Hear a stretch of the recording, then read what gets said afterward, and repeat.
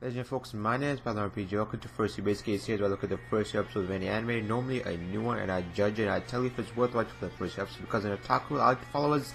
If the first episode doesn't hook you, it's not worth your time. So basically, here's what I started about. I talk about the individual episodes, say which episode's worth you. Is the first episode better than the second better than the third, and this week's is going to be Zankyou no Terror. So let's start.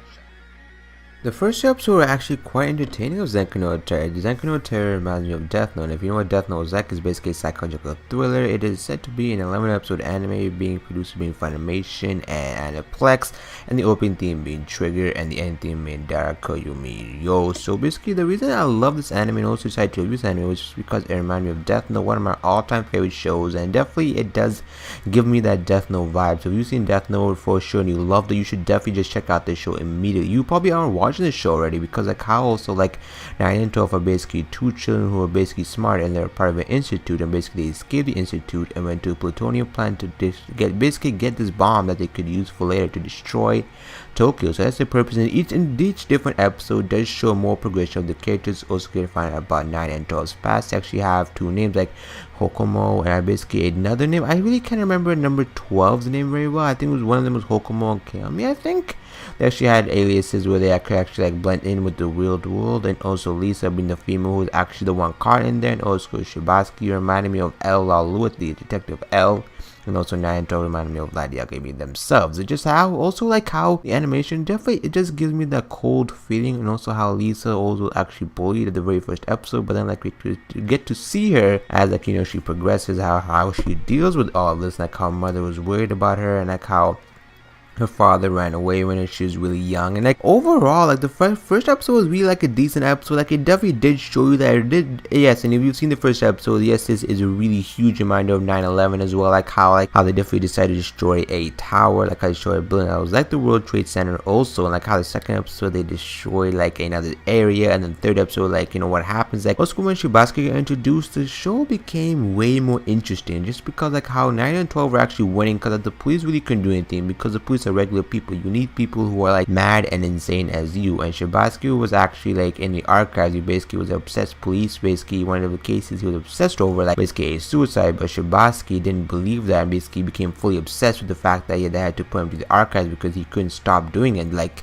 and I was like, I really felt bad because like Shibaski was proven wrong, and I don't think Shibaski likes to be proven wrong. I don't think anyone in this world likes to be proven wrong, especially Shibaski. And 9 and 12 are like people who definitely cannot be proven wrong until you put so much evidence into them, and also like how they also play around with the evidence, like how like they're so like carefree for everything, and also like how okay, one character that doesn't get mentioned a lot is Lisa, because like you get to also see Lisa like how she was feeling, and like why Lisa decided like why 9 and 12 spared Lisa's life in the end of the first episode, and the end of the first episode made me want to watch more just because of what happened to number 12 and why number 12 couldn't save all his friends. And just like how overall it's really good. I have to say this show is impressive. This show like really did like get my attention. Just the very first episode, that episode got my attention. Like how they're plotting everything in their head. They're plotting, scheming, applying.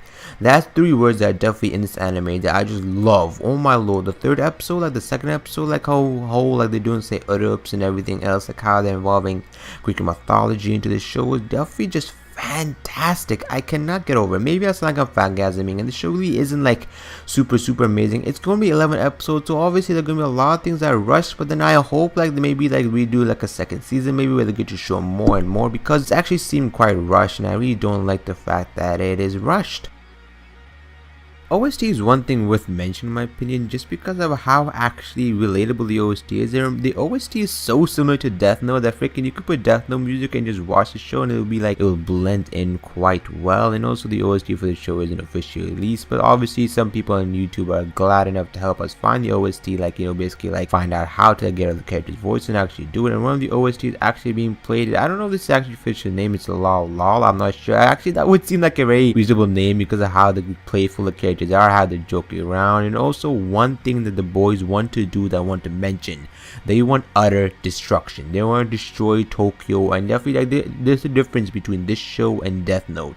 Light Yagami wanted justice, and the boys want to destroy Tokyo. So definitely this is similar to Death Note in the fact that it's a psychological thriller, but the purposes for the characters are very different. You could like compare the two. You could also compare little nitpicks of the series, but they're very different, very varied. Like, you know, also like they have multiple references to real world shopping sites such as Amazon, such as everything else. So overall, let me wrap up this video like in 5 minutes. Overall, is this series worth watching? It definitely is if you love psychological thrillers, but the series isn't going to be something like it's super fantastic like Death Note was. Hopefully like the second half of the series isn't as bad as Death Note was. No offense of course to people who like the second half, but overall, the 11 episode factor of it being rushed isn't one of my favorite parts, but then if you want to check it out, go ahead. It is on Funimation for your streaming. You can find different episodes. Currently, it is as of August 1st or August 2nd. When this is being uploaded, it is only 4 episodes, and it has, I believe, 5, 6, 7, 8, 9, 10, 11. So 7 more episodes remaining. Sorry, I can't do math properly. So 7 episodes remaining. So if you guys did enjoy the first 3 of Zankyou no Terror, be sure to leave a like, comment, subscribe. Visit my Facebook fan page and my Twitter if you're that kind of guy. And also be sure to check out my channel for weekly Zankyou no Terror reviews. I'll be reviewing every Zankyou no Terror episode that's going to be released. So 7 more review episodes of Zankyou no Terror, and I should be done with the series. So I will see you guys later. Farewell.